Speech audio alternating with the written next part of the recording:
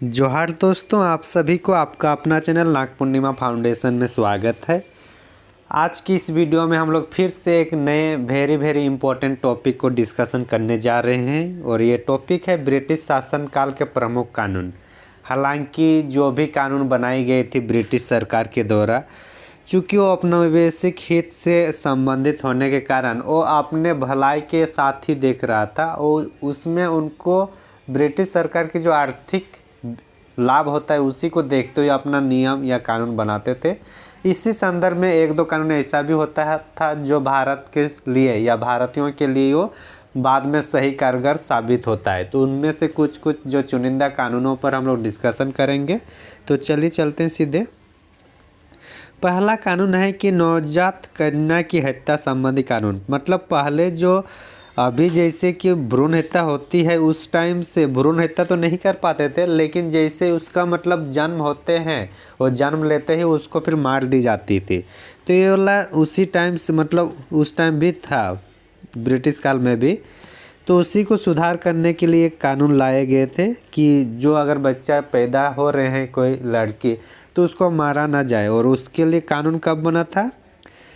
1795। और उस time viceroy कौन थे? John Shore. ये तीनों इम्पोर्टेंट है कि नवजात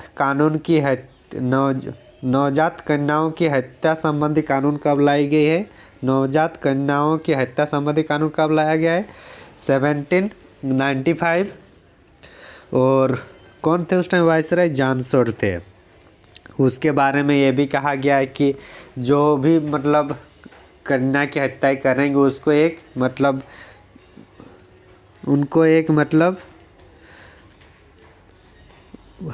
साधारण हत्या के बराबर माना जाएगा। साधारण हत्या के बराबर माना जाएगा। तो ये हम लोग को समझ में आ गया पहला पॉइंट कि नवजात कन्याओं की हत्या और उससे संबंधित जो कानून है 1795 में लाई गई है। जॉन शोर थे और उसके जो भी इस टाइप से हत्या करेंगे उसको एक साधारण हत्या के रूप में देखा जाएगा।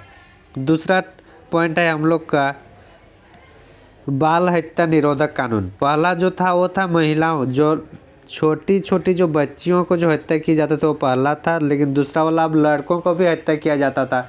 तो पहले लड़कियों की बंद करवाए सरकार ने, फिर दूसरी बार फिर महिलाओं के बाद मतलब बच्चियों के बाद पुरुषों या जो बालक है, बालक पर जो हत्याएं हो रही थी, नर बलि प्रथा जिसको कहा जाता है, उसको रोक दिया गया था। 1802 के तहत जो लॉर्ड वेलेज़ली उस टाइम जो वायसराय थे उसके तहत। इस टाइम ऐसा होता था कि जो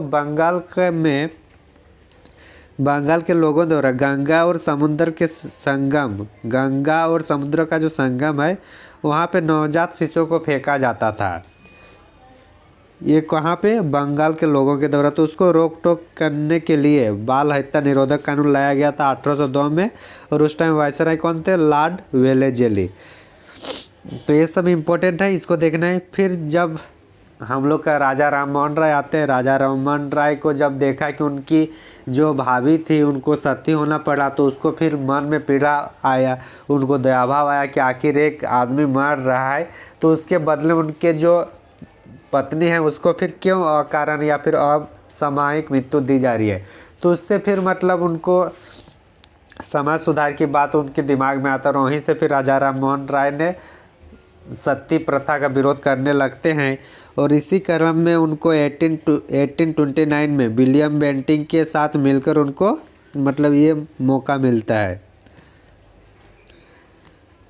तो सती प्रथा जो कानून आ रहा है हम लोग का विलियम बेंटिंक ला रहे हैं। और कब आ रहा है ये? 1829। तो इतना समझ में आ गया। वेरी इंपॉर्टेंट टॉपिक है, इसलिए पूरे वीडियो ज़रूर देखिएगा आप लोग। मुश्किल से 5 या 10 ही कानून है, लेकिन ये एग्ज़ाम के लिए बहुत ही महत्वपूर्ण होता है। अगर यहाँ से आया है तो इसको ज़रूर मतलब सही करके आना ज़रूरी है। तो सती प्रथा निषेध कानून 1829 में विलियम बेंटिक के टाइम में आया था। उसके बाद फिर आता है हिंदू विधवा पुनर्विवाह अधिनियम। हिंदू विधवा पुनर्विवाह अधिनियम ये भी हम लोग का किसके है, लॉर्ड डलहौजी के टाइम आया है। किसके टाइम है, ये लॉर्ड डलहौजी के टाइम है। एक्चुअली जैसे 1829 में सती प्रथा ख़त्म हो गया, तो सती प्रथा ख़त्म हो गया तो अब क्या है, विधवा लोग को सती नहीं होना पड़ रहा है, तो क्या होगा कि विधवाओं की संख्या बढ़ जाएगी। और चूँकि समाज में विधवाओं की विवाह उतने कानूनी रूप से नहीं हो पा रहा था, और आज भी उतना नहीं हो पाता जितना होना चाहिए, तो उसके लिए फिर कानून बनाए। और इस कानून बनाने में ईश्वर चंद्र विद्यासागर ने बहुत महत्वपूर्ण योगदान दिए थे। और उस टाइम कौन थे, वायसराय लॉर्ड डलहौजी। तो ये लॉर्ड डलहौजी के टाइम 1856 में इसको बनाया गया है, विधवा विवाह का कानूनी मान्यता दी गई है 1856 में, हिंदू विधवा पुनर्विवाह अधिनियम। ये समझ में आ गया। फिर आगे चलते हैं हम लोग, सम्मति आयु अधिनियम। कौन सी है, सम्मति आयु अधिनियम, topic number 5, sorry point number 5 है। इसके तहत देखिए 1891 में ये लाया जाता है। कब, 1891 में, 1891 में ये लाया जाता है। 1891 में क्या लाया जाता है, सम्मति आयु अधिनियम। और उस टाइम कौन थे, लैंसडाउन थे। लैंसडाउन कौन थे उस टाइम, वायसराय थे। इसमें देखिए मतलब कितने कम उम्र में शादी हो रही थी उस टाइम, कितने उस कम उम्र में कि 12 वर्ष से कम आयु की विवाह को रोक, मतलब 6 क्लास। अभी के नज़रों में अगर देखा जाए तो 6 साल 5 साल में एडमिशन हो जाता है एक क्लास में, उसके बाद और 5-6 साल, मतलब 5 से 6 क्लास में ही महिलाओं की बच्चियों की शादी करा दी जाती है। तो इस टाइप से जो बाल विवाह है, इस बाल विवाह को रोकने के लिए सम्मति आयु अधिनियम 1891 में लाया जाता है लैंसडाउन के द्वारा। और इसमें कितना रखा गया है, 12 वर्ष से कम आयु की, मतलब आप समझ रहे हैं 12 वर्ष, उतने बच्चे में ही शादी कराई जाती थी उस टाइम। आगे चलते हैं फिर हम लोग, साइमन कमीशन आता है हम लोग का 1927 में। साइमन कमीशन 1927 में आता है। 1927 लॉर्ड इरविन के टाइम बनता है। वही 1927 में इसका निर्माण होता है, जबकि भारत कब आता है, भारत आने में इनको 1928 भारत आने में टाइम लग जाता है, लगभग फरवरी महीने में आ जाते हैं, लेकिन 1927 में ही इसका निर्माण हो जाता है। फिर आता है शारदा कानून एक्ट। कौन सा, शारदा कानून।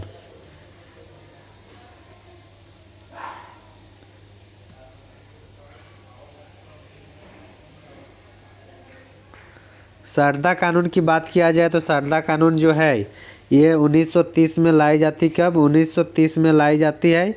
किसके टाइम, लॉर्ड इरविन के टाइम, मतलब साइमन कमीशन और ये शारदा कानून दोनों लॉर्ड इरविन के टाइम में आता है। अच्छा, इसमें इम्पोर्टेंट है कि कौन से एक्ट कौन से गवर्नर या वायसराय के समकालीन आया था, ये जानना भी इम्पोर्टेंट है, ये भी क्वेश्चन में पूछा जाता है, तो इस पर भी हम लोग को ध्यान रखना है। तो शारदा कानून में क्या किया कि बालकों के लिए विवाह का 18 वर्ष कर दिया, और महिलाओं मतलब बालिकाओं के लिए कितना, 14 वर्ष। इसके पहले अगर समिति वाला में देखें तो उसमें कितना था, 12 वर्ष कम से कम रखा गया था। जबकि शारदा कानून में अलग अलग कर दिया दोनों को, कि पुरुषों या जो लड़के होंगे उनका कम से कम 14 साल होनी चाहिए, और अभी जो बालिकाओं के लिए उस टाइम रखा गया था 14 वर्ष। हालांकि अभी जैसे 21 और 18 चल रहा है, 21 और 18 चल रहा है, तो अभी इसमें सरकार का ये है कि दोनों को सेम किया जाए, दोनों को, मतलब 21 लड़कियों का भी उम्र होना चाहिए और 21 पुरुषों का भी, मतलब बालकों का भी 21 उम्र होना चाहिए, मतलब दोनों अगर सेम होगा तभी शादी जो न्यूनतम एज है उसको करने की मतलब सिफारिश चल रही है।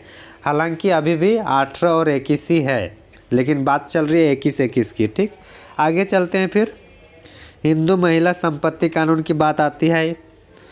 हिंदू महिला संपत्ति कानून, इसके तहत महिलाओं को भी संपत्ति प्राप्त करने का अधिकार है, महिलाओं को भी संपत्ति प्राप्त करने का अधिकार है।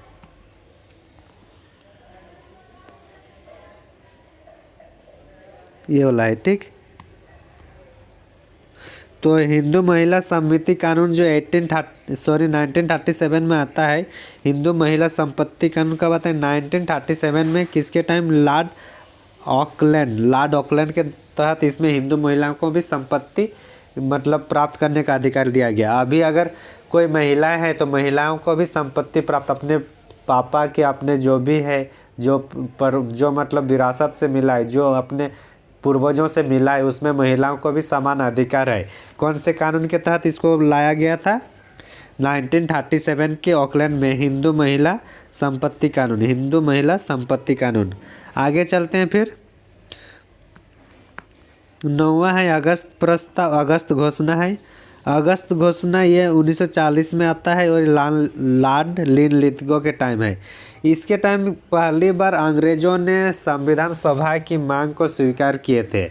जो अगस्त घोषणा है इसके टाइम पहली बार, अगस्त घोषणा जो है उसके टाइम पहली बार ब्रिटिश सरकार ने संविधान सभा की बात करते हैं। और इस टाइम कौन थे? गवर्नर जनरल लिनलिथगो थे। आगे चलते हैं फिर क्रिप्स मिशन प्रस्ताव आता है। क्रिप्स मिशन प्रस्ताव ये हम लोग को 1942 में देखने को मिलता है। लॉर्ड लिनलिथगो के टाइम ही ये भी देखने को मिलता है। इसके तहत भी ये बोला कि संविधान सभा बनाएंगे, लेकिन अगर कोई अगर अल्पसंख्यक है जिसको मतलब संविधान जो भारत के द्वारा या फिर जो भी मतलब बड़े जो संगठन के द्वारा बनाया जाएगा उसके तहत कोई समुदाय अगर उससे इंटरेस्ट ना हो तो अपना भी संविधान बना सकता है। ये प्रावधान था इसमें 10वें पॉइंट में जो क्रिप्स मिशन है इसका। और ये किसके टाइम आया था?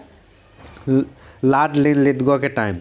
आगे चलते हैं फिर बेबेल प्रस्ताव आता है। बेबेल प्रस्ताव जो है ये हम लोग का शिमला में हुआ था। और उस टाइम जो योजना जो मतलब वायसराय थे ये कौन थे?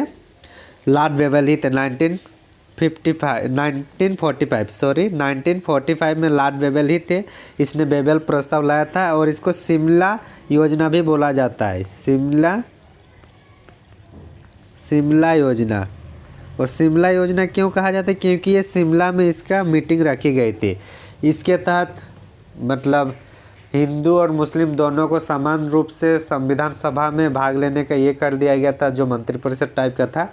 हालांकि इसमें जो मुस्लिम लीग का मानना था कि अगर मुस्लिम के जो रिप्रेजेंट करेंगे वो सिर्फ और सिर्फ मुस्लिम लीग करेगा, लेकिन कांग्रेस ने भी अपने मुस्लिम प्रतिद्वंदी को भेजा था, तो जिसके कारण इसका विरोध होता है और ये पूरी तरह से मतलब असफल हो जाता है बेबेल प्रस्ताव। आगे चलते हैं फिर आगे हम लोग का कैबिनेट मिशन योजना। ये हम लोग का 1946 में आता है। कब आता है? 1946।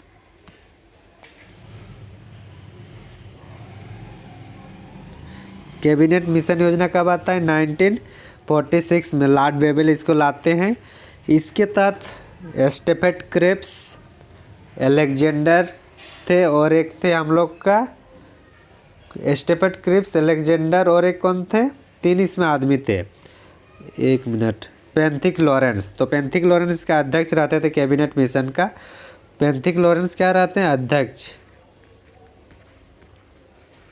पेंथिक लॉरेंस अध्यक्ष रहते थे कैबिनेट मिशन योजना का। और ये लाया गया था 1946। ये कैबिनेट मिशन ही के ऐसा मिशन है जिसने पाकिस्तान की मांग को या भारत पाकिस्तान के विभाजन को पूरी तरह से रद्द किया था, पूरी तरह से इसने अस्वीकार किया था।